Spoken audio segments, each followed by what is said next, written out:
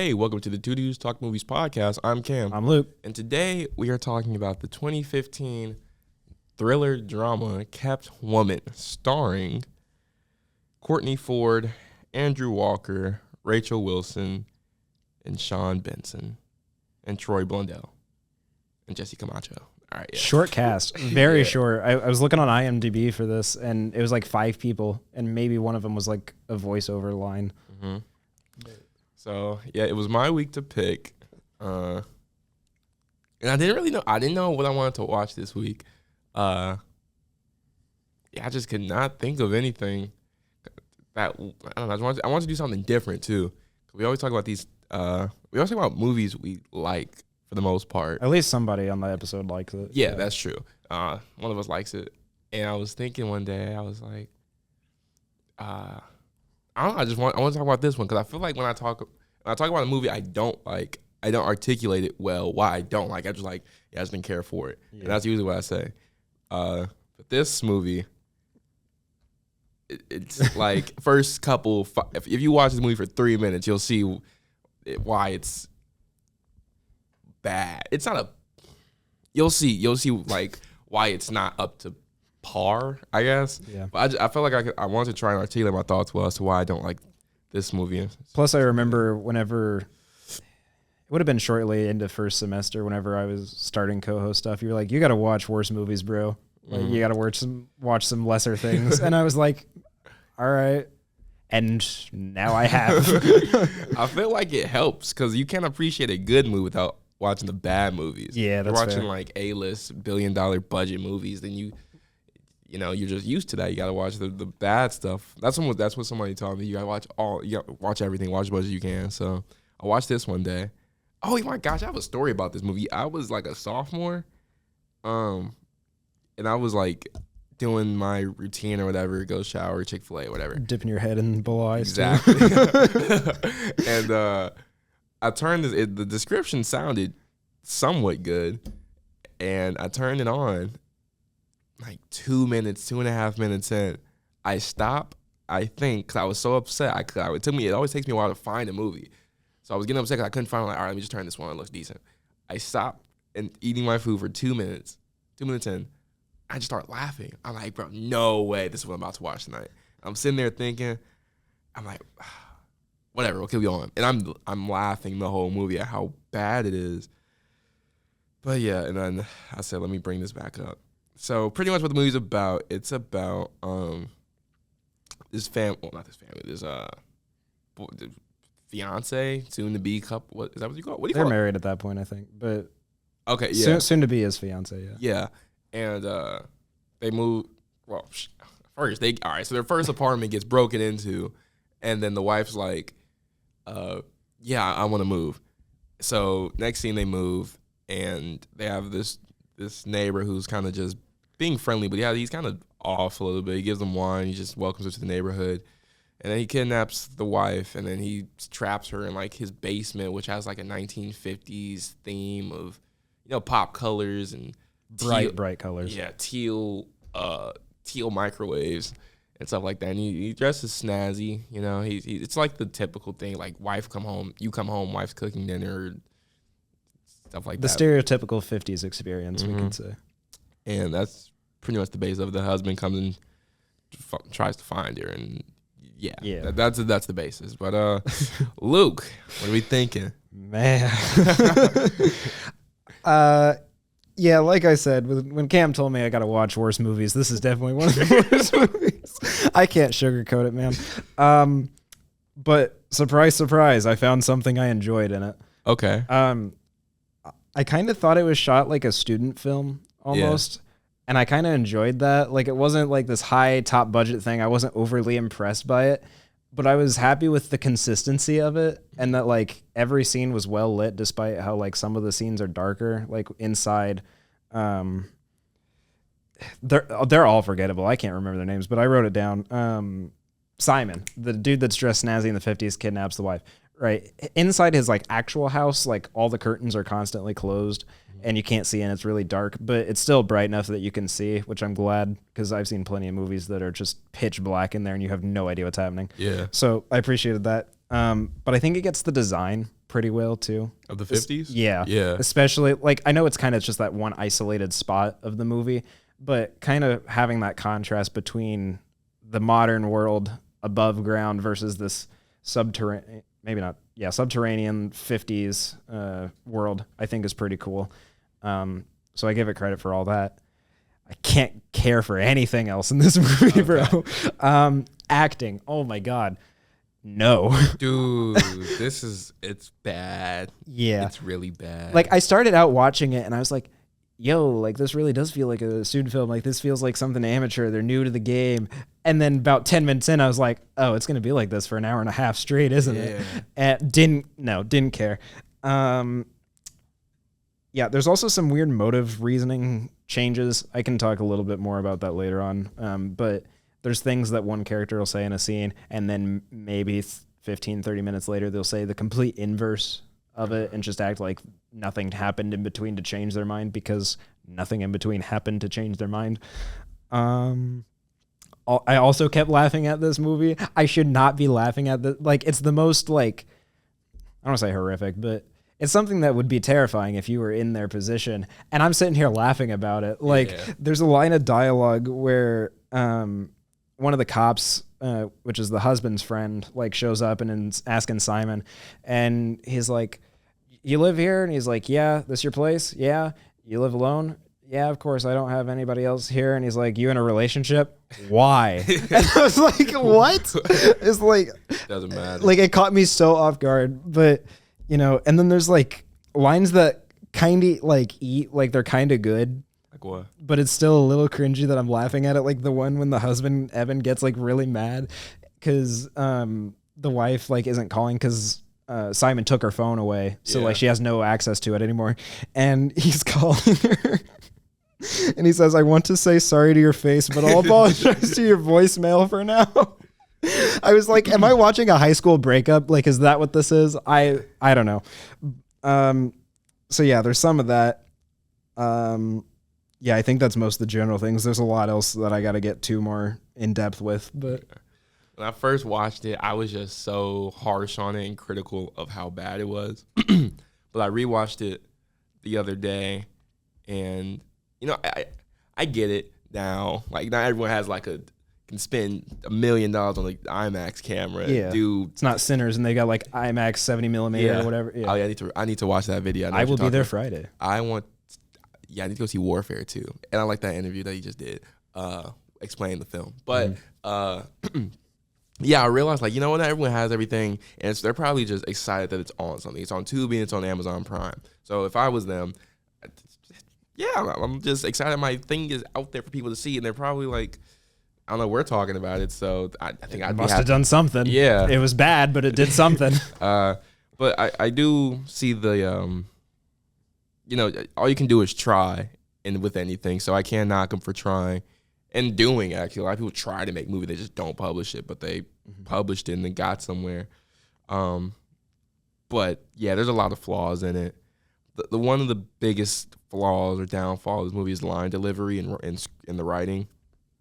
At the beginning, they get robbed, and the wife comes into the house. She's like, "Oh my God," and the husband's like, "We've been robbed." And it's so like, I wish it's like could, no duh, the painting's falling off the wall. It's, oh my God, we've been robbed, and it's, like, that's not selling it. Another thing that really bothered me early in the film was the costuming of the police. It looks like something you buy at Party City. Oh. And there's just something right here that just says police on it. Yeah. Like just a sticker, and it doesn't look real. It doesn't look real at all. The costuming for the 50s, when the ladies are wearing the dress and everything, and when Simon, he has his suits and bow ties, that's really cool. With more color than yours. Yours are I'm kind of dull today. I'm wearing brown. Probably dull for a dull movie, gang. Yeah, probably. Yeah, good point. He's the dull, like, real world aspect. I've got like the colors of the 50 on right now. There we go. It's nice outside, so my button-down shirts are back out. Something else that there's just a lot of like weird things and so they get robbed, and then he's sleeping. Why are you packing in the middle of the night?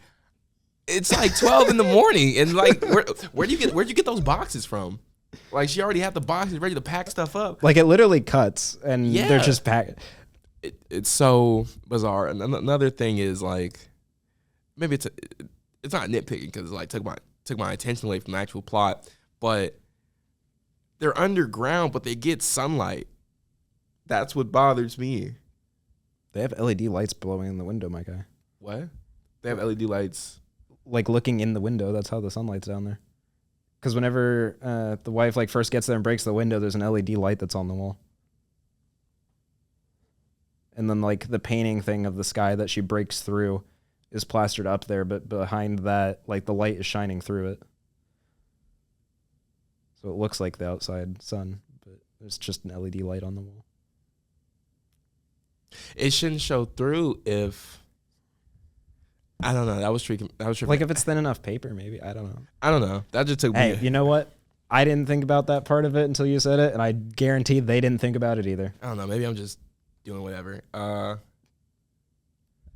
But you know, it's a good plot. I will say that it's interesting. It kept me entertained. I will say that. Maybe it's me just trying to find stuff to talk about. This like to nitpick with the movie, but the pacing was. The movie's an hour and 23 minutes with credits, so you're not there for a long time. Feels like it though. Really? I thought so. Eventually, because I watched it on Tubi, right? So like every maybe 45 minutes, 30 minutes or so, I was getting ad, and I was like, "Bro, can we wrap it up and go home, please?" But no, we were forced to watch it. Yeah, it's they did good with this with setting or deck setting. That was called set decking with the 50 stuff. Yeah. What else did you have to say about it? Mainly diving deeper into some of the stuff, but I want to focus mostly on the plot first with that, because time and time again you'll hear me say plot's the most important thing you can do, and I'll still stand by it. This movie doesn't do it, in my opinion, and it's mostly just because people's motives change like really quickly with no reason to have it change, and it mostly feels and comes off as an oversight during the script writing portion of everything. How Cam mentioned early on, whenever they like just get broken into, and then like they go to sleep, the husband wakes up and the wife's packing, and he's like, "What are you doing?" She's like, "Moving." Scene ends, transition, time gap, whatever. Okay, fine.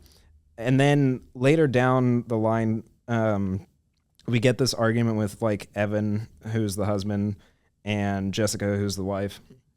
They're really forgettable names. You're probably just going to hear me say husband and wife the entire episode. But basically, those two are having financial troubles because they moved out of an apartment in the city into this suburban neighborhood, into like this house that I think is only 2 stories or so. But they're struggling to find the money for that. The car, they only have the one because they could still barely afford it. And so they're kind of arguing over that. And eventually the wife, Jessica, is like, "This is a decision we made together." Remind you, she straight up just told the guy, "We're moving." And he was like, "Oh, okay." I don't see that as a joint decision. I see that more as she told him that's what's happening. And he was just like, "Okay." And for her to say that and not put any money into it, that's absurd. I mean, she has a job, but she wasn't doing it well. She wasn't doing anything. Yeah, I've got a note about that too. We'll get there. And then there's another scene where Evan, I think it's like his first day of work or so, and and he's like, sorry, gang, but he like is like, "I don't know, I'm a little worried about it, whatever, first day jitters. I get it, whatever, fine." He leaves, he comes back, and he's like, "Man, it's a hectic day, whatever." And time of day just simply doesn't change. Yeah, fact. It's still light outside. It's completely light outside. Like 6 in the morning light and 6 p.m. light are completely different. This is like a strict 1 p.m. lighting, and it's like, I can understand, like how I said, as a student film, you're not going to wait specifically for that time, I would imagine. You're just going to film when you can. Mm-hmm. But like, come on. You could do a little bit more than that. Yeah, it did look like they had like, damn, you only had like half a day on your first day or something like that. I definitely noticed that. Yeah. Um, and then that first day when she asks, he was like, oh, it's like slightly stressed, whatever, but mostly it's fine. And then the second, third day, bro is pissed off about it. He is throwing the most raging fit. And she's like, oh, well, it's okay. You know, it's whatever. And I'm like, my guy, no, you just very clearly said the day before, it's all right. Like, it's a little stressful, but it's not too bad. Mm-hmm. I promise you can have hard days, but there's no way that this man walked in and then had like the worst day of all time and came back. Like, it feels odd to me. It's just such a quick change of pace. Bro, that's how, I mean, I get that though. Like, you're stressed out first day and the second, third day, you're like tweaking. But he didn't seem stressed out about it. He just said in the same cadence as me right now. You know, I was a little stressed out about it, but it's not too bad. Yeah, I guess it's the first. If he was going to go like the second and third day and come back and be like, I'm stressed, he needed to come home and be like, you're not going to believe the day I had, the amount of stuff that went down. Mm-hmm. Then I'm going to believe it. But now I'm just like, you're making things up or there's some oversight. I don't know which, but we'll see. Okay. Simon, bro. I laugh so much at Simon. I don't know if it's the lines of dialogue he has to read. I don't know if it's the writing or just the very outstanding 50s design compared to everybody wearing sweats. But like he was, I don't know. Uptight's not the right word. Eloquent is kind of the right word, but like it's very, I don't know what the word for it is. You just have to listen to him. It's just like, but he like walks up right with this bottle of wine. Can I see your water bottle, for example? I don't know why I like having props for this. I'm going to have to start doing this more. But if this is a bottle of wine, right? He comes up to the house and he's like, hi, how are you today? As a housewarming gift, I decided to get you this bottle of wine. Here you go. And he gives it. And then like they say something or compliment him or whatever. It's like, oh, nice day. Work was done good. And he goes, that's wonderful. Like, it's borderline robotic, but like, I don't know. And I keep laughing at it and I feel so bad because by far Simon is the most interesting character in this movie for me. I don't get it. Another character that I could laugh at is part of Jessica's online friend group. Bro. So basically, Oscar, I think his name. Yeah. So basically, Jessica is some sort of designer. I don't know. Her job never gets done, and she doesn't have any revenue. So like, I don't know what she's doing. Around all day. Yeah. But so in the meantime, she's part of this like online crime investigation group that basically looks at old case files that didn't get fully resolved and sees what information they could dig up and try and resolve them. And that's a real thing. Those groups like do exist in real life and help the police out every now and then. But the camera like FaceTime view shows up on the computer first and you can't really like make it out like who the guy is fully, like, because it's just like on a weird angle. So like you can kind of make it out, but not really. And then it like cuts the camera into where he's at and you have like the full scope of the room. If I say the words Discord mod, that's what this man is. That's what he looks like to a T. And so I like saw it, caught me so off guard. I was laughing, like had to pause it so I could collect my bearings and keep going. And then when I hit pause, I laughed again and had to repause it because where is this man living? It's like where the Riddler used to tweet from, like an underground. Hey everybody, thanks for all the suggestions. No, like he's in this abandoned warehouse thing, but it's very clearly in an apartment building in the city. Yeah. But it's this whole warehouse, so I don't know. And his home looks so empty. I mean, yeah, like there's no huge. Furniture. It's huge. It looked like all he has is a desk there with two big monitors and just on the computer all day. You ever seen that that meme of South Park? I think with like the guy with like Cheetos and food all over his face. yes. That's literally him. Yeah. And I gave it some credit. There is another scene where the police friend goes into this room asking Oscar questions about Jessica's whereabouts. And you get like this larger scope of the apartment that you can see a staircase that kind of goes up a little bit. You can see all the rafters lining through some open window way up there that nobody will ever close unless you bring the world's tallest ladder. And this living room set that's like very clearly way spaced off compared to everything else. But there's no bed. So like either the bed's like somewhere upstairs mysteriously in a back room or he's straight up just sleeping on the couch. I don't know. It's not bad. It's just like off catching. That's what they say most guys live like, though. You just need a chair of any kind, a TV, and a video game system. But hey, at least he's got a comfy couch. It looks really comfy. Facts. And yeah. He's making bank, too. He has some Apple monitors. Those aren't cheap. Which is another crazy thing. If he's part of this group and is making bank and can afford this, why can't Jessica afford the mortgage? Like, where's the discrepancy of the money here? I don't know. I don't know.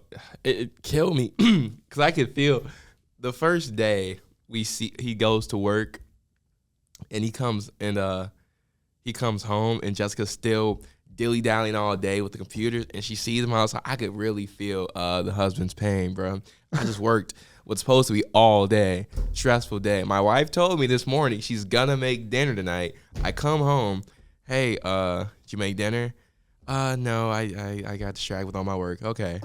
Well, did you finish all your work? No, I got caught up. Were you like bullshitting again on talking to Oscar and doing the thing? Yeah. Oh my god.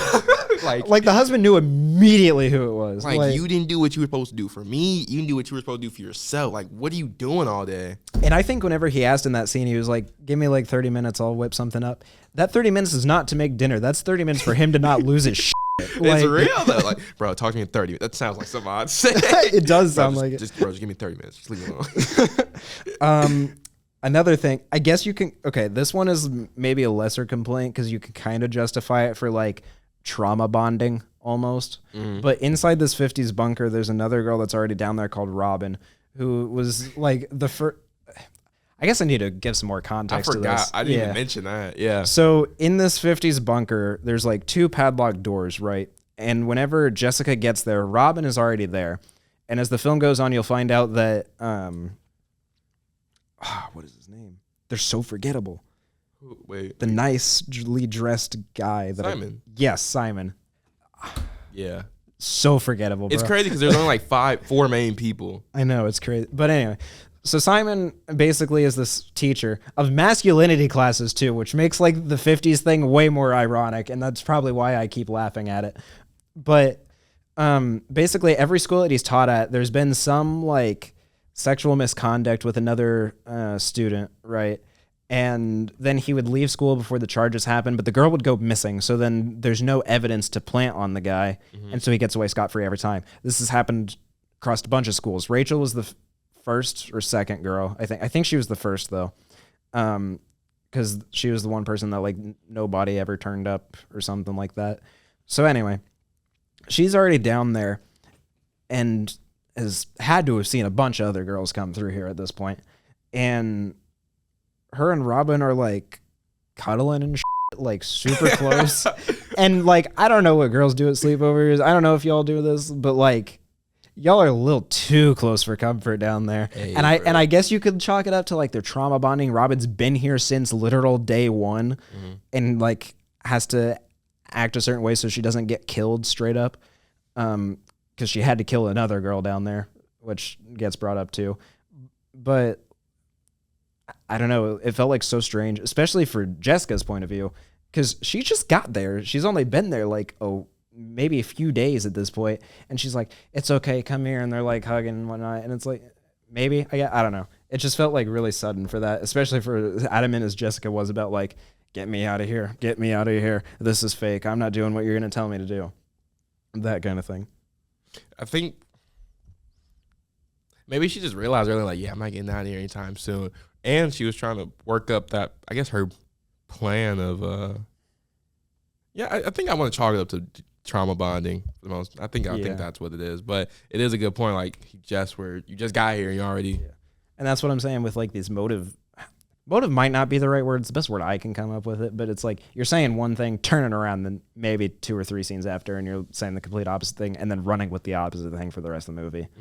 And there's nothing in there to change the pace. But I need to stop yapping because I have a bad habit of that. So, the fight scenes just weren't it for me. Simon and the husband, they're like throwing stuff across the table and it just doesn't seem right. It doesn't look right. Like, I guess it's entertaining, but like the hits don't look like they're hitting, kind of. Kind of. It just looked fake too. Okay. And another problem I had, while the lighting is good, it didn't feel appropriate because it's so well lit, but it's supposed to be a dark time, so it's supposed to be, I assume, eerie because you have some dark music at times, and you have this guy torturing you and slitting this woman's neck off, which is another problem I have because he slices, what's her name, Ruby? I'm telling you, man, the names are forgettable. Robin. He slices Robin's neck and she's dead, right? But while she's dying and he's pulling her away, she's doing this the whole time. Yeah. If you're dead, you can't do that. Your arms will fall limp. Dude, you can't. Yeah, and that's a problem I had because he's dragging her away and he's showing the drawing. And I just keep focusing on her arms. Like, are they supposed to be down? I kind of, although I give that scene after that some credit because, like, it was maybe the one time in this movie I was like, yo, that's horrifying. Where he tells Jessica, go in your room, lock the door, turn the music off very, very loud.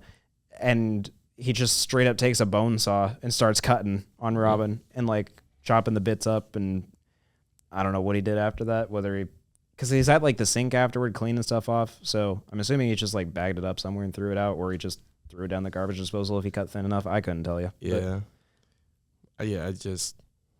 Something just caught my attention for the wrong reasons. But yeah, I don't know if I have any much else to say. Do you? I think so. I'm checking. Oh yeah, the ending kind of.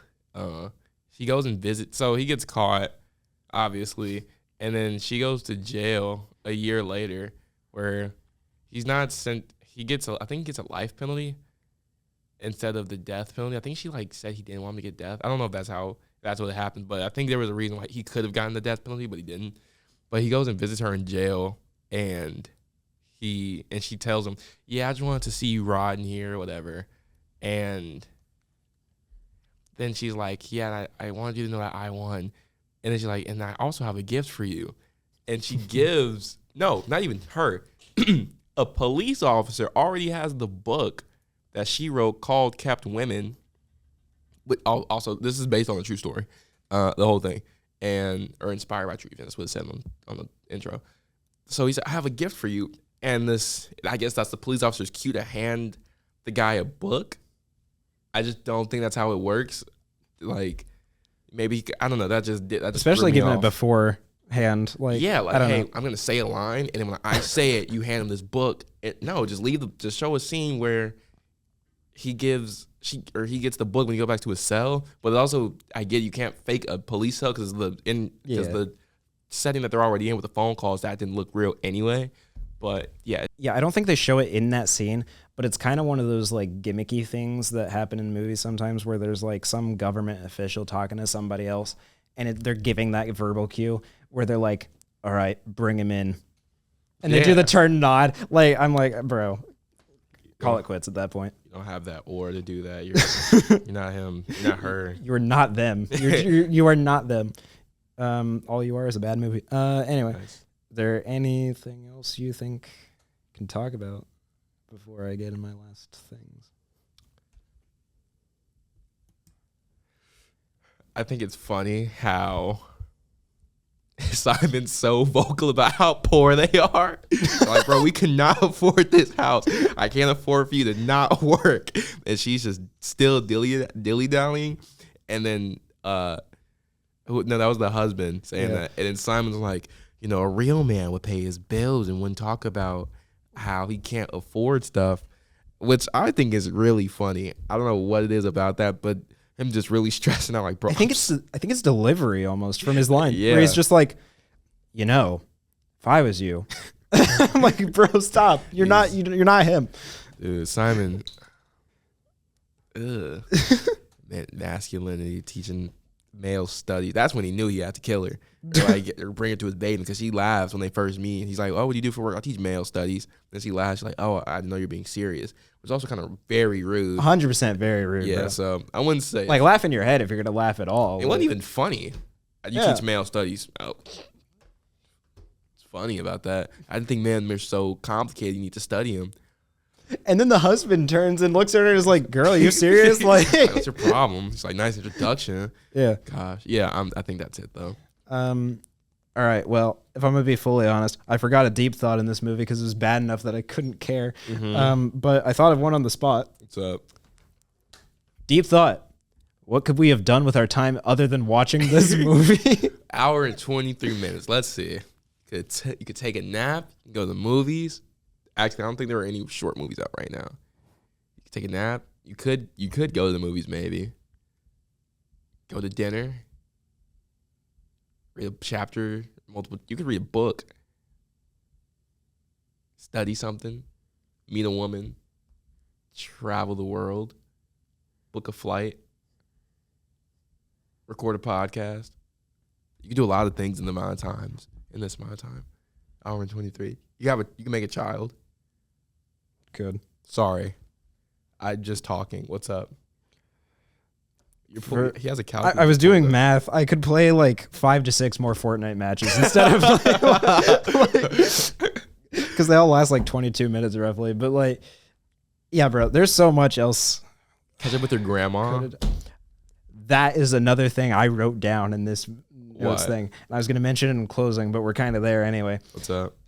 I want you to imagine you're going to your great grandma's house, right? And it's still straight out of the 50s. You got wallpaper with like the porcelain dolls on it and stuff, and it smells like kind of musky. Yeah. Because every great grandma's bathroom smells musky. And like, they got like that huge box TV in the corner, right? They've never upgraded. They don't even know what Wi-Fi or Bluetooth is. And you sit down and you're trying to chat, and she's like, "Oh, I saw this wonderful movie on the program last night." And they're like, "Oh, what is it?" "Kept Woman." Kill me now. No. Like this is 100% a movie your great grandma would tell you about and claim like Martin Scorsese could never. Like this is like it's really just to some of it's a Lifetime movie, but like lower quality. And it's made for TV, so you already know it's going to be slightly ass, but like come on now.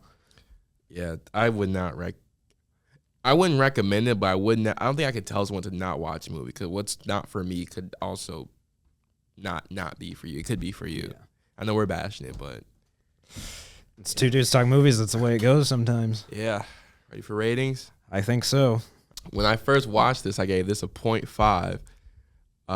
It has since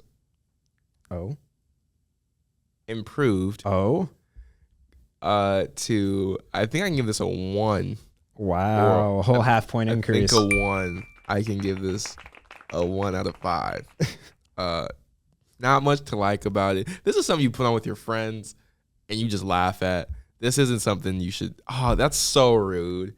I feel like I'd be hurt if I made someone just tell me like it's something you laugh at. But I don't even think I'd put it on with friends. I just wouldn't turn it on. True, I would. Everybody's coming over for game night, and you're like, "Guys, Kev Woman has background noise. We have to." No. Yeah, that is true. Because like you could definitely put on any like old Jonah Hill movie. That's a good background movie. And even then, you're still watching something good, like 21 Jump Street or something. Yeah, but I think The Sitter's a good one too. Have you seen it? I don't think so. The Babysitter. I think it's a Sitter. I don't know any Jonah Hill. I do have a question for your rating. What's caused the half point increase? Because like, it's watchable. The Lighthouse is a 0.5. I hate that movie. I cannot watch that. And I just grown to understand like not everyone has $1 billion budget, so that you do what you can. And I can see the effort put in. Like it's not like to the point where you're just so confused and just like, what am I watching? There's a cohesive story, good set deck, good story, good set deck. You have a understanding plot, so it's not completely bad. It's just you have the foundation, but the things you built upon it are just not that good. Costuming is very good too, because I'm sure it's hard to find those type of elements or those type of things on your own. Those type of dresses, those type of refrigerator, the microwave, the tablecloths, whatever. Yeah, for sure. So yeah. Yeah. I'm